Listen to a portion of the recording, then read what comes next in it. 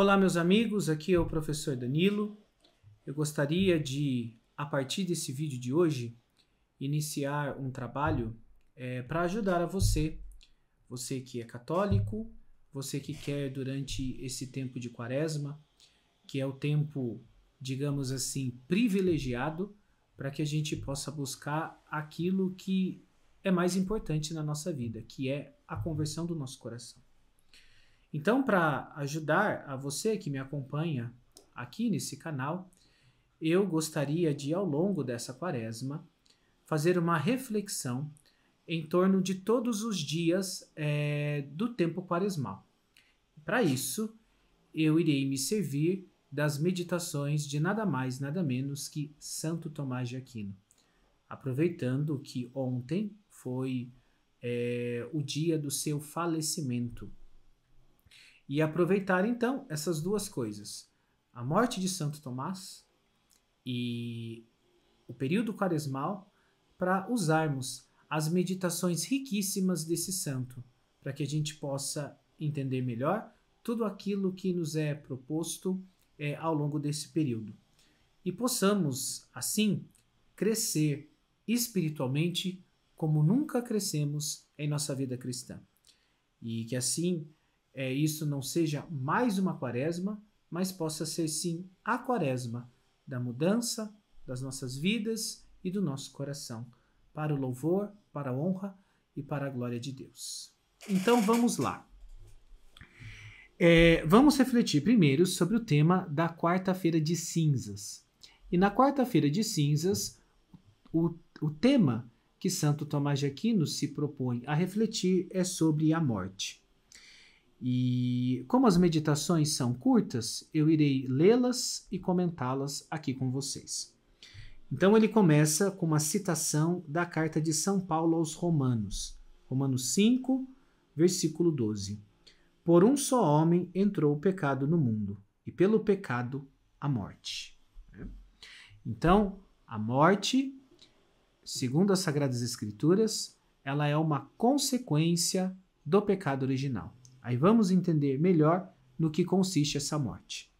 E aí ele diz assim: se por alguma transgressão um homem é privado de algum benefício que lhe havia sido concedido, o fato de perder tal benefício é a punição por seu pecado. Ora, em sua primeira criação, o homem foi dotado com tal benefício que, enquanto seu espírito permanecesse subjugado a Deus, as partes mais baixas de sua alma permaneceriam subjugadas à razão, e o corpo à alma. Então, veja só, qual é a primeira pena do pecado na vida de cada ser humano? É que o primeiro homem, Adão, ele foi criado sem pecado. E qual era o estado interior, psíquico, emocional do primeiro homem? O estado dele era que as suas partes inferiores, elas estavam completamente subjugadas às partes superiores. Ou seja, o corpo era perfeitamente obediente à alma. O corpo só fazia aquilo que a alma lhe mandava fazer. Aí quando a gente olha para a nossa vida, a gente vê que é o oposto que acontece, né? Principalmente nesse período de quaresma, onde nós fazemos propósitos, né, jejuns, penitências, mortificações, renúncias, propósitos de acordar mais cedo, dormir mais tarde e tantas outras coisas. E aí nós vemos que os nossos desejos vêm e nos arrastam, né? Muitas vezes somos levados pela vontade de comer chocolate, pela vontade de comer carne, pela vontade de tomar uma bebida alcoólica, seja qual for a mortificação que nos propomos. E essa dificuldade reside no quê? Reside nesta pena do pecado original que São Tomás de Aquino está dizendo aqui.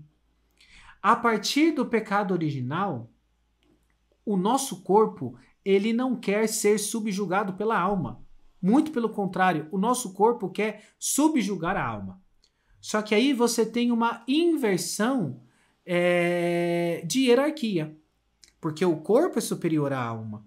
e, portanto, ele deveria conduzir a alma. A gente pode fazer uma analogia dentro de uma família. Dentro de uma família, os filhos são dados, ou pelo menos deveriam ser dados, para pais que têm condição de educá-los. Então, essa relação do pai com o filho, a gente pode ver aí uma analogia da relação da alma com o corpo. Imaginem uma casa, e isso infelizmente acontece nos nossos dias de hoje, onde os filhos mandam nos pais, né? Onde quem obedece não são os filhos, mas são os pais. São os pais que cedem aos desejos e aos caprichos dos filhos, né? Essa casa, a vida dessa família, seria uma bagunça, seria uma loucura. Mas é exatamente esse o estado psíquico, esse o estado interior de cada ser humano depois do pecado original. O pecado original nos lesou de tal forma que as nossas partes inferiores querem dominar as nossas partes superiores. O nosso corpo quer dominar a nossa alma, né? Mas vamos lá, porque nós precisamos chegar ainda na questão da morte, tá? Isso é só um ponto que ele está colocando. Mas porque pelo pecado o espírito do homem se afastou de sua subjeção a Deus, seguiu-se que as partes mais baixas de sua alma deixaram de estar totalmente subjugadas à razão. Disso se seguiu tamanha rebelião das inclinações corporais contra a razão, que o corpo não era mais totalmente subjugado à alma, né? E nós vemos esse drama já em Adão. O livro do Gênesis diz que quando Deus cria Eva, e o Adão então desperta do seu sono, porque Deus deu a ele um sono profundo para formar Eva de seu lado, de sua costela, né? Diz que quando Adão a vê, ele exclama. Mas não é uma exclamação de excitação. É uma exclamação da alma. É a alma de Adão que entende a grandeza, a dignidade da sua companheira e por uma apreensão da inteligência, ele exclama: agora sim, é carne da minha carne, é osso dos meus ossos. Agora sim, me destes uma companheira, né? E ele faz um louvor ao Criador. Depois que o pecado entra, as Sagradas Escrituras diz que Adão ele já não olha mais para Eva movido por uma apreensão intelectual. Ele olha para Eva movido por uma cobiça. É o que? São as partes inferiores do Adão, que antes do pecado elas estavam submissas à alma, que agora se revoltam contra a alma e querem dominá-la, né? O nome disso é o que os santos padres e São Tomás de Aquino vão chamar de desordem causada pelo pecado original, né? Mas aí ele continua. Por isso seguiram-se a morte e todos os defeitos do corpo, pois a vida e a integridade do corpo estão unidas e depende disso, de que o corpo esteja totalmente subjugado à alma, como algo que pode ser aperfeiçoado se subjuga aquilo que o aperfeiçoa. Portanto, o que acontece consequentemente é que surgem coisas como a morte, a doença e todos os outros defeitos corporais, pois tais infortúnios estão unidos à incompleta subjeção do corpo à alma. Veja que coisa profunda que ele está colocando aqui. A consequência do pecado original, a consequência da desordem das nossas paixões, das nossas partes inferiores, ela é uma das consequências do pecado original. Existem outras que São Tomás de Aquino está falando aqui. E quais são essas outras? A morte, a doença e todos os outros defeitos corporais. Então, às vezes as pessoas têm dificuldade de lidar com os defeitos que ela tem. Às vezes o indivíduo tem a orelha muito grande, a cabeça muito grande ou muito pequena, uma mão feia, um pé feio, ou uma parte do corpo dele que é mal formada. E aí ele fala, olha, Deus não me ama, por que ele me fez assim? Na verdade, isso só entrou na natureza humana por causa do pecado. Tá? Por causa do pecado. E São Tomás de Aquino está falando aqui também consequentemente a morte, né? E a doença, né? Mas vamos continuar. A alma racional é por natureza imortal. Portanto, a morte não é natural para o homem, uma vez que o homem possui uma alma. Ela é natural para seu corpo, porque o corpo, já que é formado por coisas que na natureza são contrárias entre si, é necessariamente passível de corrupção, e é nesse sentido que a morte é natural para o homem. Então, São Tomás está dizendo, o homem ele é um composto de corpo e alma, um elemento material, que é o corpóreo, um elemento imaterial, que é a alma. Desse ponto de vista, a morte não é natural em relação à alma, porque a alma, por ser imaterial, não morre, não se corrompe. O corpo, por sua vez, por ser material, ele se corrompe e, portanto, para ele é natural a morte. Então, existe uma parte no homem em que lhe é natural morrer, que é o corpo, e existe uma parte no homem em que não lhe é natural morrer, que é a alma.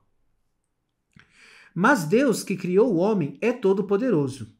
Por isso, por um benefício que concedeu ao primeiro homem, ele removeu aquela necessidade de morrer que estava atrelada à matéria de que o homem era feito. Tal benefício foi, contudo, retirado através do pecado de nossos primeiros pais. Então, Deus havia dado um benefício a Adão. E esse benefício era que o corpo dele, material, ele não se corromperia, como o nosso corpo se corrompe, né? O nosso corpo cresce, ele chega num auge e depois ele só decresce. Inclusive, São Tomás de Aquino vai dizer que o auge é os 33 anos. Então, você que está assistindo esse vídeo, se você tem menos de 33, você ainda não chegou no auge. Então, você tem caminho para se desenvolver. Você que já passou dos 33, como eu, que tenho 38, você já está ladeira abaixo, entendeu? Então, pode fazer academia, dieta, gluten free, entendeu? Tomar whey protein, mas no fundo você só está retardando o inevitável. Você entrou ladeira abaixo. Isso não quer dizer que a gente não deva cuidar do elemento material da nossa natureza, que é o nosso corpo. Não é isso. Eu só estou falando, não vá tentar reverter o irreversível.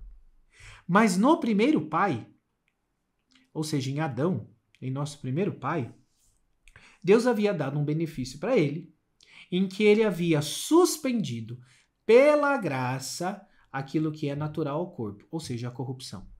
Mas tal benefício foi suprimido da natureza humana a partir do pecado do nosso primeiro pai, né? Veja que reflexão profunda de São Tomás de Aquino.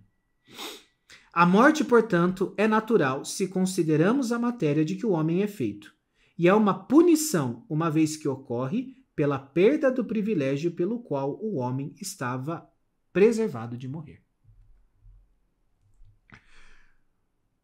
O pecado original e o pecado atual é removido por Cristo, isto é, aquele por quem são removidos também todos os defeitos do corpo.